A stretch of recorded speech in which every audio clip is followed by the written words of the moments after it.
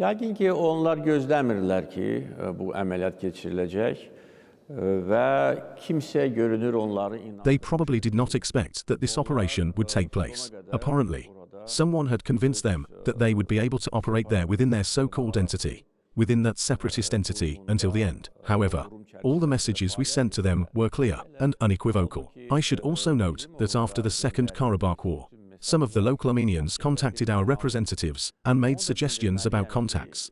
And we did not reject that, because our ultimate goal was to fully restore sovereignty and convince the population living here that they can live comfortably and safely within a single state of Azerbaijan. Our intention was quite open and clear, and some positive steps were taken during those contacts. In other words, the selection of the route and construction of the new Lachin-Konkendi road was a very important event and somewhat laid the foundation for the events of April 23rd, because we built a new road and returned the city of Lachin to ourselves. I should also say that after the road was ready at the beginning of August, we sent a message to the command of the Russian peacekeeping forces that we were accessing the road on August 5th and taking Lachin under our control. So, it was a notification. It was not a request. It was a notification. After that, as you know, local Armenians asked for some time, until August 25th. We agreed and entered Lachin on August 26. So, all this is part of the journey to the events of September. There were other positive developments, including the fact that houses in the village of Zabuk were not set on fire. However, I can tell you that we knocked down all the houses built by the Armenians, and citizens of Azerbaijan that moved to Zabuk live in houses built by Azerbaijan. But that was an indicator in itself, and we welcomed that. This was a somewhat normal step after the atrocities in Kalbajar and Lachin, when houses were burned and trees cut down. In other words, all these positive events gave us reason to believe that we will restore our sovereignty without bloodshed and without any operations. The Armenians of Karabakh have been told repeatedly that that was their only option. Whoever wants to stay here would live as an Azerbaijani citizen, otherwise go to Armenia or elsewhere. Even during the meeting with former internally displaced persons in Lachin, on May 28th, I openly said that Armenians had one option: to dissolve the illegal entity, surrender, and abide. I said this openly. I am completely sincere in this and all other issues, in all my speeches.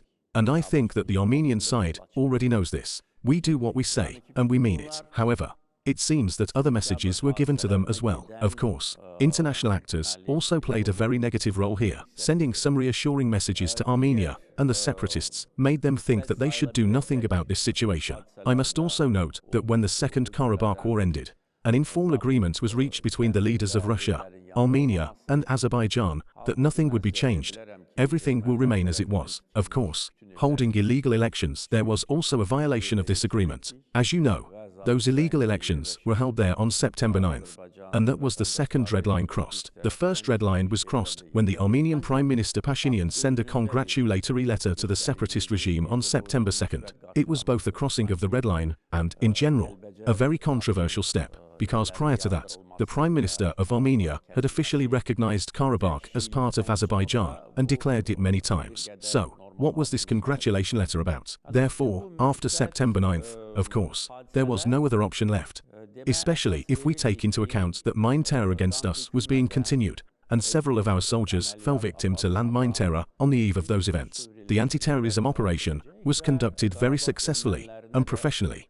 Our soldiers showed tremendous heroism. It is said that the operation took 23 hours and several minutes, but it was actually completed in less time. We advanced to all the designated positions, took control over all the communications, took over all the heights, and the surrender of the separatists was inevitable. Had they not surrendered, they would have been eliminated. There was no other option. According to the information we have, about 15,000 soldiers were serving in the military units there. They surrendered sooner. After that, there were just negotiations, and more precisely, they were just discussing our conditions. However, whatever conditions we put forward were met, including the dissolution of the separatist entity and all others. We said that if you surrender, we will stop the operation. Our goal was not to destroy the Armenian army there, but to ensure that the Armenian army withdraws from there.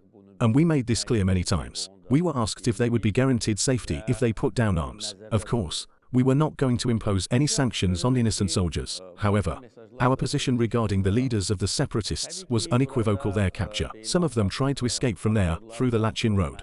Others were found in Konkendi and elsewhere. We knew their whereabouts. In general, I can say that we were fully aware of what was happening in Karabakh after the Second Karabakh War. We were monitoring the situation both visually and operationally. We were trying to convey this to Armenia, that we were totally in charge of the situation, and we could conduct an operation at any moment. I told both the Armenian leadership and international actors that I could press the button and carry out this operation in a minute, and they would not be able to do anything. I told them quite clearly. The course of these events showed I think this should be a lesson not only for Armenia, but also for those standing behind it, that we do not tolerate a language of threats and being treated with arrogance. Again, the operation was very successful from the point of view of military science. It was similar to the Shusha operation. Of course, the Shusha operation was an operation that required special professionalism, but this one was also very successful. In other words, all tasks were fulfilled and an end was put to separatism. Oxşar bir əməliyyat idi. Əlbəttə Şuşa